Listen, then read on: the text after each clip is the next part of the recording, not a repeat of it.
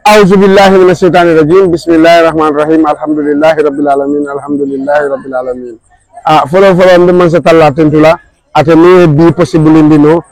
o ko wala mbe sababul be tentula the CEO of Team Kitabu the comedian min kata alaji Kitabu Fatiti anin deputy CEO mamala nyolu afalla nyolu simbara nyolu so shooting nyakudi everybody famara nyolu sitafanyolu everybody sombali nyolu so mamotu ko mada Team Kitabu alfal be mbe tentula mbe jayla for one reason min wala minti ya Team Kitabu ke team lati mi ko mol be nyo kanu mol be la kayro ka ke mo be la kayrolji so womu kulati mi ko nga comment bakele contenta wala bakel it's very good kanta bi de ni message to ko coming ko ye choose le pour eta overseas trip la ko kete bala nyaale wolod la to well anyway akata kulati mi ko akata ni alatentu balti min kumu isafa amanke ni tere makuti because the CEO of Team Kitabu the comedian alaji Kitabu Fati mole mi ko always akamen fo wala nyinde ko come let's have patient alna wato batu momola wato binale so min kumata wala ko timo ni alanga je ko mbela timo len alanga timo ni ko ala mo klina nyato taw mo mbela nyato talti so yirwa dum abebu kana tilkinin akana le gradually so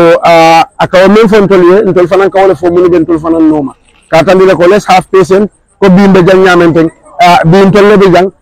kunum tolle na taka mamala nyol dan nang afal lañ ate Kitabu ñol but bi dolle fanan tan tol dan nang so next time tol fanan dina dolle dan na so ni kumu wakati mo le samba nyato wakaka fo le samba nyato anen kula mi alon ko mbafala Gambia kafol be munun tan ya wala njigita ko dunia be kula mudol taraje muli yan ko ba fule ko nimbula ni mon bete atendinte sa ite nyaka no kuma kongol bele nyaadle fo il faut ko sta fo bilo ngosida well determination what ani believe into whatever you are doing because you follow antata no fita electrician yalla mbije mbota woton tata kuran do wala memu electrical installation from there nata to comedy memu theater so coming in the theater kono ninna me on kata anka kodo soton kana then from there things were so hard at that time you can understand diamo siata idela do ko bula kay be fayalla da do ko la dimbati yele muti your mom is there so all sort of kumol ne be mo le but I believe that one thing la rek wala ñu ko comme okay what Paul can do Peter can do better you can understand ni banku kotongol bakke ka malef ga bankol to fo bari bankol mi an ko dia ni be naneri ika ibe kulke kam mi an ko dunia ba appreciate kan ne tol gambe jam fanke jibe fon aka kenni kudot why not us so nen Kitabu la dingo ñoko nata afana nata ke moto mi an ko comme an kaje ko that the same mentality that the same concept le bala so ngaje ko comme den ndemu ni kan ngaje le so from there I'm believe ko one day or the other ni ñewobe kala kuloti mi an ko abe kelale so ala nata la ni sayne ala yaka sayne so we hope for the better ku jamal be ñato mun ni ñu man kelim comme quand for Team Kitabu the sky is the beginning yes ye kuba kelim fo jan Team Kitabu la ko because they fen fedinto leadership kumata je bakel of course sayni to be Kitabu la leadership describe la mole mi yalon ko ima long what kind of leader is Kitabu Kitabu mo leader ti mi yalon ko comme abe ko kuto rek akame solo comme so welcome for comme japal fi ma japa fele abuka ke kuto mi yalon ko comme like for example ikaje hani ni mecce karamaton kaw fo moli jama ikaje moy tarabi because to me we so akala skuru kan ka ton even mum mam mecce karan ni yawo diala automatically lo ko nin anenta dum ngeen andal nakata tan abo title or I lose so ni mobe noma ibma tandala ko okay for instance tanga mecce mu karam mum kurawoti ibma tandala ko ñinen life ke bu ñinen neutrality ñinen atoti ikana san so at the end of the day akaje ka file dum je ikata afan be file dum je atat but fu kam function abu ko long so Kitabu dum la leadership bu munti wala ñinte ko akata ni lay ko alketen because most of the time ikaje ko comme Kitabu was not here natra ko mobe ba hakilo bije Kitabu tata in France but still the team was working collectively all hands in one glove na push for covering amursa still continue that job wala munti ko comme amake ko okay ka do upload ka tali ko this guy can do it it can say oh this guy is a icon or whatsoever that we make la kutala because one thing ka family especially those who are close to me Kitabu has zero jealousy because nata ko ay jealousy so dem be inte or others into futala jang in the sense ko abali ko okay comme coming for at a time what football coaching ke because for most of the time men feel only especially in a six player you have to kill them before they grow wala mundi kabin at the grassroots yemo di abe finte kan understand abe la fin ka kuke ke la game tinga dismantle him is out of the field then we still continue on the journey so but membi je wala ko kitabu atay menje in his leadership wala nyinte ko encourage to do something so wala na kafo jang bi aketa kuti nyalon ko ninde lota nin ko nyi ko ten aba ajela ko wala stako na lota na ko mi ko ten aba ajela because ndeka diamu dole dole fanan ka diamunte so ni o be je rek akamunte ko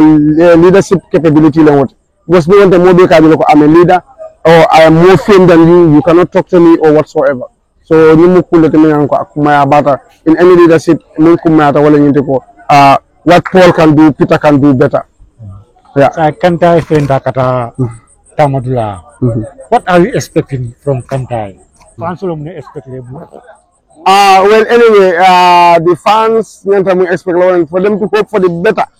Not the best but the better because maybe being told we are just going to child play but we are going to put this flag at a higher level. You can understand the foreign people look at foreign country meet with lot of people there. So can you flag I willing to the higher level to work for the better and then to perform to the best. So we'll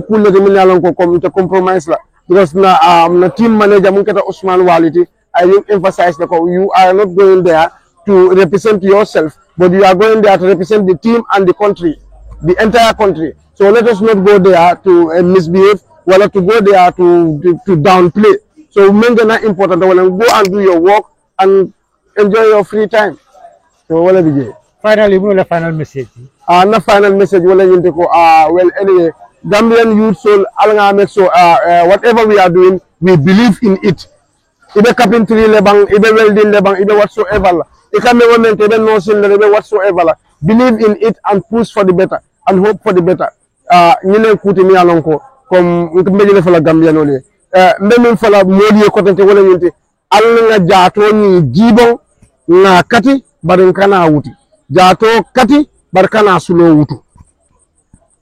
Thank you so much. Nteto mu Fatmata Dawolti bari na theater to ka fo nyele terema. Ngaje ifana mbulata mo ko mini yalanko be tamala kata European tola. Actually isafu no mole buriyede tombong. Ite mun kondandala sato. Nto kay mbafala alhamdulillah rabbil alamin alhamdulillah rabbil alamin alhamdulillah rabbil alamin kabring lumina kitabu ko nyako terema be sambala tamolale olum kontantale to kontano danta dawoda ngabe leke nga ala tentu bake because nimmi yente long kabring kunung antenin kitabulem koleyata natelem adiyata natelem oto kitab fati kabira en tombon pour kan samba tamola akontano wara batale kitabu mbaten to lamba jeyla to fenten dat kitabu la karura sainten fo kontano damma anin ka duway alma ka fota la nyato alma barako dun naji alma tankala seytan alma tankala hada badin jawul fanan doko lo duwa always nimbe salo lon ko damal duwa alen tanka hada badin jawul anu momon fanan ni yatara jawyale siti mo kono alma kana meji yeta de la duwa always akake walete. Okay, team kitabu jama ni bita European tola kewol le katraji but this time around the musul include ji so ite woje nyali ikanyini kamina kumata inen talo na wolta ko this time kengis katale amanke ko wato kewol le nyanta tara tamola fo sai ike kewol le musul ta yebula nyokan an ngal ko next trip fanan ñun trip do kewol le siara ngal next trip fanan musul le fanan be siala kewot inshallah. Muso do bi mini yalon ko e be la flaki discore ya ka ba fole ko akana drama ke akana theatre ke so ite mune soto wol yum fula wole min ya lon ko ning moldunta théâtre kono folo kan tabe exemple o talam fangol la kabirin be bulala kitabu no mambe théâtre la kuma jamale fota barinte ente kuma bukante dimi because e kan na problème o fonye nyamin e kan na problème o fanan kan na problème o lon wala nyam comme e kan mok nyamin e kam mok nyamin kan na problème ul tombo wol to killing so min ya lon ko nim mol dunta théâtre ko no kutake ba fule ko nyimbula nyimmu kalanta ya ko wolti nyinten do kuti nyinten mecciti ba fule ko o manke to nyaati théâtre ni amuta ko ila meccu e ba kala le théâtre kam ta ko do ko ni bala office ko ne ka ke nyami to théâtre mun tel fane wol nyama ko bi image ala yake bi mo jel mo ku woro e be bula tim kitab kata tamola Sila ite meta dokola on the team kitabu for like some years, right? Yeah. So isafuno mole kitabu. What kind of leader is he? Ha kitabu kay alhamdulillah rabbil alamin toli ala tenta ma bakel kitabu mo leader minti mo kendolem be pare a dinata islam ko diata no Malafika kumujang fandi bake ngalo you will be emotional but say safo ila final message ila kumalabon safo no mo ganmiano la nin fansol okay be fansol tentula mbe jayla ila support bi atolla kente atolla tinar kon tol keta tenti bi ni ajen tol be tamala bi tadula to ala ta ko la tolleng ba fula ala baraka bake alla kata ko nyimala albe minke kan dol fanan allah ta min mbole kelale ando allah ta min mbole samala na youtube ma fula fansol kabirin gambia diaspora Guinea Bissau banko dula be mbal be tentula mbal jayla ala baraka bake thank you fine too thank you alhamdulillah rabbil alamin tele Mariama Jete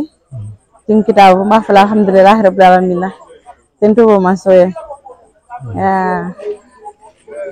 biring ye fanan choose pour kata ni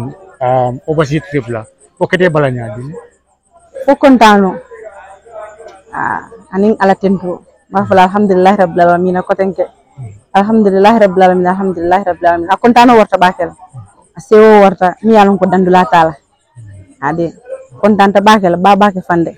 mbe na boss ba kontana min kete kitab fatiji anin fongo fama mama la min kete mo la deputy CEO anin ka fokke bal to mal bel ngebe konton ka fu ko alhamdulillah rabbil alamin ente o mbe dama jambi on kontanta la fu malan se kanyama ade so for the first time ya musol dundi timo nyin kono mil bitala ite mo so yum fala woto como ku kino lendro ala tempo because dogo lem niaje ibitaje dogo le be siye kanje so otom kontanol tal kenkenta ke wala kata so this time min musul fana bulata je o fana mu kayrol de ade yeah finally mo la final message kanin de bla ila ko malawa ba kala min doron comme dol dinno go duma kadam tan fom bondi la jëm dol dinno go duma mo nimbe dawd rendi duka amuta bamba ni amuta ni sobe yale ba samu sotalal ibe dawd rendi amuta yalon ko iba ke kan andu iba ke nolal oto mo kana jitu fenna ntobe damin bi do ko wala en sijan nin do ko wonde nda futala je because ni sigan so gana ngambulo la nyoka kan si kambulo la nyago tan futande la jambi bari wilta tan ta do ko la andu min ki kan akanule wala en futande bi do mo nimbe dawd rendi je mutay bamba do ko da malem ni yamute fango fe yamute nyati tala ani kom hamola ibela sama sotale jeel inshallah nganon ko ala be de malal ko be mu watolti bari ko fane ka do kula ni ma do ko ma gaso ade baraka ba ya ifanya baraka assalamu alaikum Gambia assalamu alaikum diaspora me mo be konton na itoni konton la be wato mento be tarala mento mbal be konton na ndeto mo seni dibalti Secretary General Team Kitabu di Community. Yes. Seni, right? Yes, Seni, yes. Seni ngaji ifana yesu ko no bule nata ko jam. Yeah. Yamra mini akuma de pour yesu bule na jam ni wato la. Alhamdulillah rabbil alamin Fine TV baraka bake ya kuma ko nyina content bake nala mbe kuma ko njabila ton la me an ka bonna fon jisolo kono because timo le me an ko a jarta ko belela na bostra moti mi ko alhamdulillah mashallah na altinta karola bake ñi ngara fenede mi ko contane ku balemu gambe anin gambe dum ngi ko bantala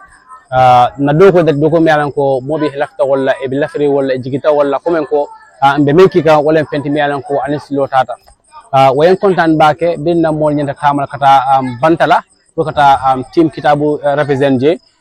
we are very much happy about that and content dana sinola wadna mallano biten nyanta ka mine nyanta kala nyanta sama nyanta do ko la barin ko instano do ko la mobile kel donc nam molbe tama kanne nyanta na tare feje as executive member pour kaje banna farewell dila pour instano istatu wabudu ndore tara jang bar be doa da mala doa be jewlen ko na duwe alame futala kaira ye jati tara je kaira ye munan to franka je kaira ko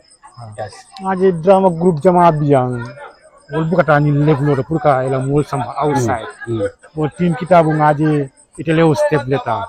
ite amra mina kumayandi for the team to go international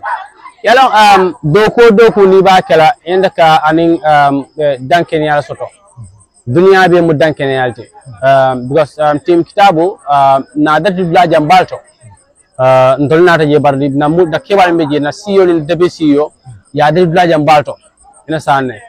duwal ni men be jabi kan alfala duwal be jabi kan karola wala na mashallah ka silo ta ka yala ni dron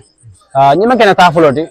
na mo folotarle ya kil mo kila invite atata nata kayda kona interajang do trip do mo flata ko ke inata trip do fa mo flata inata nyindo mo worota o mun tele content ku balti na jele ko men ko dunya mol ben fele ina san gos nga ko men ke lafta walla wol diate ina sa wat ne kata ko watu pour kata ke se wondi bos mol ya matiata mo fe akol ina san ibe fem fenna is about theater ibe fem fenna about drama lem ibe fem fenna about comedian lem listen harim ben diam be is about theater was small be replay jibe le baño ko what I'm saying so kana mo kana ko theater on fair fault so na dal la jambalto and before alhamdulillah rabbil alamin mo wora ka bon kono kata team kitabu represent not about only team kitabu they are representing Gambia was near more na more jibe they having their Gambia flag with them do so katan mo la ko like we are not only representing team kitabu we are representing the Gambia. So Gambian or Namuta Nyofeko, to leg the burning fala, comedian or Mudibang, as actor Mudibang, actress Mudibang, let's join together to make sure that we develop this nation. Comedians, we can develop this nation. Yeah. So la final message, na final message mendolen ko like be Gambian will be older. Na muta Nyofe, kontele bata bakelin fakelinti, understand? Among common team car, but we are all together. To make sure that we develop the industry. Ka industry samanyato. So membe jedrong memol be tentula be jela na amra nyofe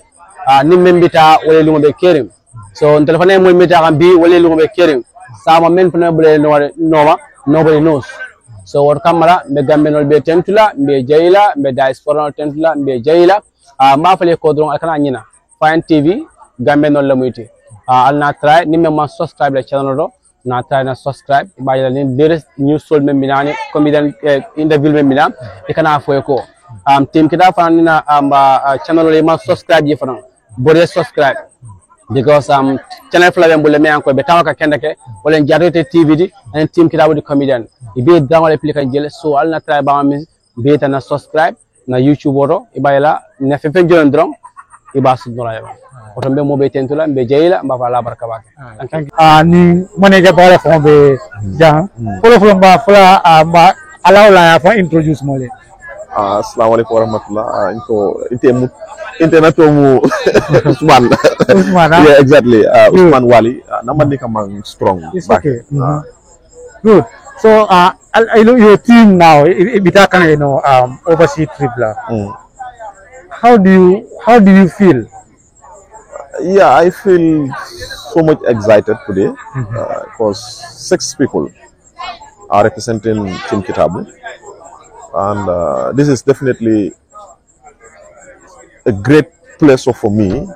to say the team is representing the entire Gambia. They are representing the entire country, not only Team Kitabu itself,